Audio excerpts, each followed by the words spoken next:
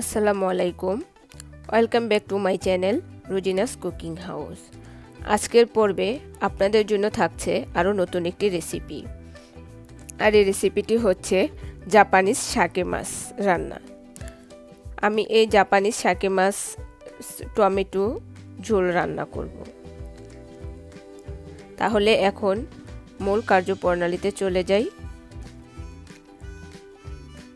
কি কি উপকরণ লাগছে তা একবারের জন্য দেখে নেই।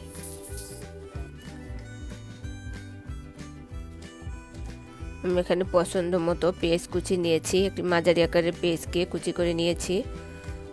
টমেটোর কেচাপ 1 টেবিল স্পুন, 3টি কাঁচামরিচ এর মুখ দিয়ে ফালি করে নিয়েছি। মরিচের গুঁড়া, ধনিয়া গুঁড়া, জিরার গুঁড়া, হলুদের গুঁড়া 1/4 টিস্পুন করে, লবণ স্বাদ মতো, রসুন পেস্ট, আদা পেস্ট 1 টিস্পুন করে, পছন্দ মতো টমেটো। আমি এখানে 1 কাপ পরিমাণ টমেটো নিয়েছি। সাথে অ্যাড করে দেব ছোট টমেটো কিছু পরিমাণ। আমি এখানে অলিভ অয়েল তেল নিয়েছি, আপনি ইচ্ছে করলে সয়াবিন তেল দিয়ে রান্না করতে পারেন। এখন আমি ফ্রাই প্যানটাকে গরম করে তার মধ্যে তেল দিয়ে দিচ্ছি। দিয়ে দিচ্ছি পেঁয়াজ কুচি। এখন পেঁয়াজটা ভেজে নেব। নরম হয়ে আসলে তার মধ্যে দিয়ে দিচ্ছি সামান্য গরম পানি 1/2 কাপ পরিমাণ। এখন অ্যাড করে দিচ্ছি রসুন পেস্ট, আদা পেস্ট, ধনিয়া গুঁড়া, জিরার গুঁড়া, হলুদের গুঁড়া, স্বাদ মতো লবণ।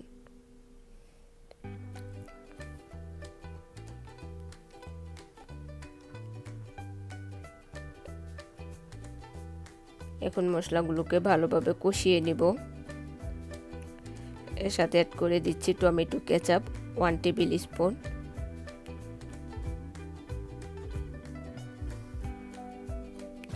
অ্যাড করে দিচ্ছি 3টি কাঁচামরিচ,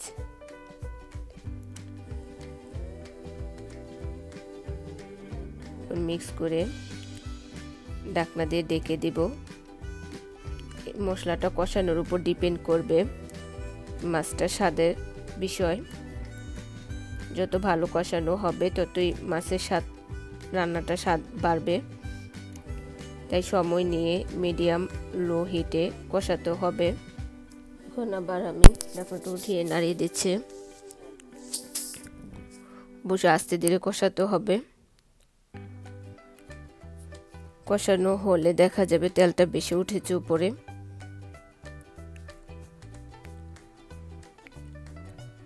প্রায় কষানো হয়ে গেছে। এর মধ্যে আমি দিয়ে দিচ্ছি এই শাকে মাছ।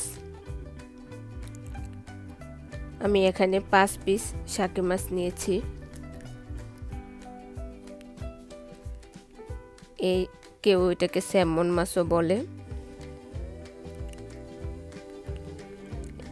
শাকে মাছ আমাদের সবারই প্রিয়।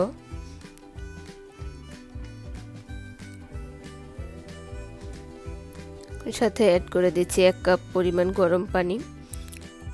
চেষ্টা করবেন অবশ্যই গরম পানি দিতে। রান্নার ক্ষেত্রে গরম পানি ইউজ করাটা খুবই জরুরি, এতে করে তরকারির স্বাদ ঠিক থাকে।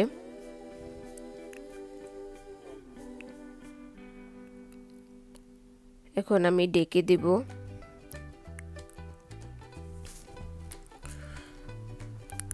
এখন দেখছি শুরুতে অবশ্যই হাই হিটে জাল করতে হবে। এখন আমি উল্টিয়ে দিব। এই পর্যায়ে 1 পাশ সিদ্ধ হয়ে গেছে। আমি প্রায় 5 মিনিট সিদ্ধ করেছি 1 পাশ। এখন সাথে অ্যাড করে দিচ্ছি টমেটো পছন্দ মতো। যেহেতু আজ আমি টমেটোর ঝোল রান্না করতেছি, তাই টমেটোর পরিমাণটা একটু বেশি করে দিচ্ছি।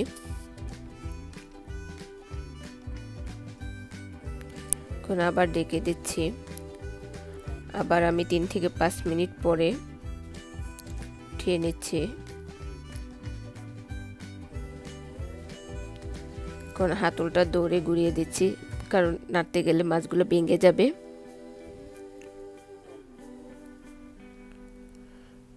এখন প্রায় হয়ে গেছে। এখন হাতলটা দৌড়ে আবার ঘুরিয়ে দিচ্ছি। এখন আমি সার্ভিং ডিশে সার্ভ করব। কতটা সুন্দর হয়েছে, কালারটাও খুব সুন্দর হয়েছে। অনেকেই ঝোল ঝোল খেতে পছন্দ করেন, তাই আজ টমেটোর ঝোল রান্না জাপানি শাকে মাছ দিয়ে।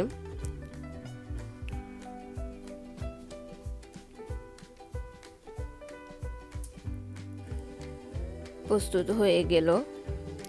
এখন আমি কয়েকটি কাঁচামরিচ দিয়ে সাজিয়ে নিচ্ছি, দেখতেও ভালো লাগবে, যার প্রয়োজন সে খাবে। প্রস্তুত হয়ে গেল জাপানি শাকে মাছ দিয়ে টমেটোর ঝোল। আশা করছি আমার রেসিপিটি ফলো করে বাসায় ট্রাই করবেন। ভালো লাগলে লাইক, কমেন্ট এবং শেয়ার করবেন। আর যারা এখনও আমার চ্যানেলটি সাবস্ক্রাইব করেননি, প্লিজ প্লিজ প্লিজ তারা সাবস্ক্রাইব করবেন। আমার চ্যানেলের জন্য দোয়া করবেন, আমার পরিবারের জন্য দোয়া করবেন। আজকের পর্বে আমি এখানেই বিদায় নিচ্ছি। আল্লাহ হাফেজ।